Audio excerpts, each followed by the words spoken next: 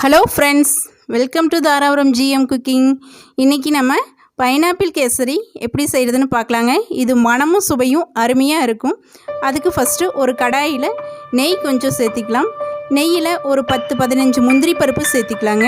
முந்திரி பருப்பு நல்லா வறுத்து எடுத்து ஒரு பவுலில் வச்சுக்கலாம். நல்லா வறுபட்டுருச்சு, வறுத்து எடுத்து ஒரு பவுலில் வச்சிடலாங்க. அடுத்து அதே நெய்யில் உலர் திராட்சைங்க, அது ஒரு 10-15 உலர் திராட்சை நம்ம சேர்த்திக்கலாம். இதெல்லாம் உங்களோட விருப்பம் தான், எவ்வளோ வேணாலும் சேர்த்திக்கலாம். அது நல்லா பாருங்கள், இந்த மாதிரி பலூன் மாதிரி புசு புசுன்னு நல்லா வெந்த உடனே இந்த மாதிரி வரும். நல்லா பொரிஞ்சு இந்த மாதிரி புசு புசுன்னு வந்தோடனே நம்ம எடுத்து வச்சிடலாங்க. அதையும் ஒரு பவுலுக்கு மாற்றிடலாம். அடுத்து மீதி இருக்கிற நெய்யிலேயே அதே நெய் போதுமானது. ஒரு பவுல் நான் ரவை எடுத்துருக்குறேங்க. இப்போ காட்டினேன் இல்லைங்களா, அந்த கப்பில் ஒரு கப் ரவை எடுத்துகிட்டு அதை நல்லா மிக்ஸ் பண்ணி விடலாங்க. நீங்கள் ஃப்ளேமை குறைச்சே வச்சுக்கோங்க. சிம்மில் வச்சுக்கிட்டே நல்லா கிளறி விடுங்க. நெய் நல்லா வறுபட்டு ரவை நெய்யோடு சேர்ந்து நல்லா வறுபட்டு நல்லா மணம் வருங்க. இப்போ அதற்கு இடையில் ஒரு பவுல் அன்னாசி பழம், அதாவது பைனாப்பிள் எடுத்து அரைச்சிட்டு வந்துடலாம்.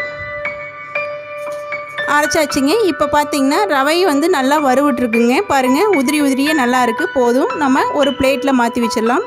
அடுத்து அதே கடாயில் ஒரு ஸ்பூன் நெய் சேர்த்தி நம்ம அரைச்சிட்டு இல்லைங்களா பைனாப்பிள் பேஸ்ட், அதை சேர்த்திக்கலாம். எடுக்கும்போது ஒரு பவுல் இருந்துச்சுங்க, அரைச்சதுக்கப்புறம் ஆஃப் பவுல் தான் இருந்துச்சு.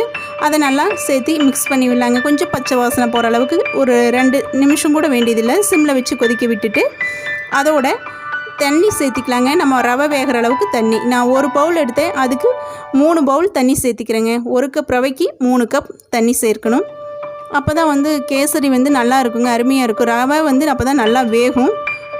இப்போது தண்ணி கொதிச்சிருச்சுங்க. நல்லா தண்ணி கொதித்த உடனே நம்ம ரவையை சேர்த்திடலாம். வறுத்து வச்சுருக்குற இல்லைங்களா, நெய்யில் வறுத்து வச்சுருக்கிற ரவையை சேர்த்தி கிளறி விடலாம்.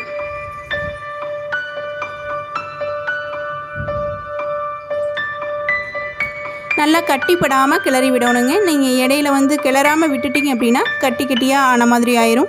அதனால் நீங்கள் சிம்மில் வச்சுட்டு கிளறி விடுங்க. தண்ணி கொதிக்கும் போது வேகமாக வச்சுக்கலாம். சிம்மில் வச்சுட்டு நல்லா கிளறிங்க. பாருங்கள், இந்த மாதிரி வந்துருச்சு பாருங்கள். இந்த அளவுக்கு நல்லா கிளறி விடணும். இடையில உங்களுக்கு மஞ்சள் கலரில் தென்படுறது அன்னாசி பழம் அரைப்படாமல் 1-2 சின்ன சின்ன பீஸாக இருக்கிறதுங்க. நீங்கள் சின்ன பீஸாக கட் பண்ணி போட்டு கூட அன்னாசி பழம் கேசரி செஞ்சாலும் நல்லா தான் இருக்கும். இப்போ நல்லா வெந்துருச்சுங்க ரவை. இதோட நான் ரவை வெந்ததுக்கப்புறம் ஒரு 1.25 கப் அளவு நான் சர்க்கரை சேர்த்திக்கிறேன். நீங்கள் உங்கள் இனிப்பு குறைவாக வேணும் அப்படின்னிங்கன்னா கொஞ்சம் குறைச்சி 1 கப் மட்டும் கூட சேர்த்துனா போதும். இப்போ பார்த்தா கெட்டியே இருக்கிற மாதிரி இருக்குங்க கேசரி. ஆனால் சர்க்கரை நல்லா கரைஞ்சதுக்கப்புறம் பார்த்திங்கன்னா நல்லா இலகி வந்துடும் பாருங்கள். இப்போ சர்க்கரை கரைஞ்ச உடனே நல்லா இலக்கமாக வந்துருச்சு பாருங்கள். அதை நல்லா மிக்ஸ் பண்ணி விடலாம். சுகர் எல்லாம் ரவையோடு சேர்கிற மாதிரி நல்லா மிக்ஸ் பண்ணி விட்டுக்கலாம். கொஞ்சமாக உப்புங்க, அது உங்களுக்கு தெரியும் உப்பு. அடுத்து எல்லோ ஃபுட் கலர் கொஞ்சம் சேர்த்திக்கிறேன். இது நான் ஃபுட் கலர் கெமிக்கல்ஸ் இருக்குல்லைங்க, மஞ்சத்தூளையே சேர்த்திக்கிட்டேன். நீங்கள் ஃபுட் கலர் தேவைப்பட்டால் ஃபுட் கலர் சேர்த்திக்கிங்க. நெய் கொஞ்சம் சேர்த்திக்கலாம். உப்பு சேர்த்துனது பார்த்திங்கன்னா ஸ்வீட்டை என்ஹான்ஸ் பண்ணுறதுக்காக சேர்த்தணும்.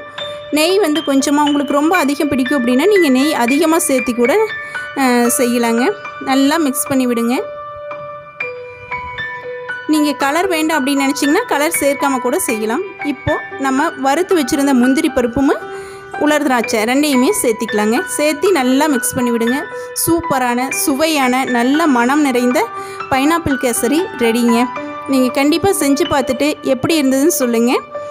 உங்களுக்கு பிடிச்சிருந்துச்சு அப்படின்னா மறக்காமல் நம்ம சேனலை சப்ஸ்கிரைப் பண்ணிக்கிங்க. உங்கள் ஃப்ரெண்ட்ஸோடலாம் இந்த வீடியோஸை ஷேர் பண்ணுங்கள். இப்போ இந்த டைமில் சீசனுங்க பைனாப்பிள். ஸோ பைனாப்பிள் கிடைக்கும். நீங்கள் கண்டிப்பாக வாங்கி இந்த மாதிரி செஞ்சு பாருங்கள். அருமையாக இருக்கும். குழந்தைங்களுக்கு பிடிக்கும். சத்தானதாக செஞ்சு கொடுத்த மாதிரியும் இருக்குங்க. தேங்க்யூ ஃபார் வாட்சிங்.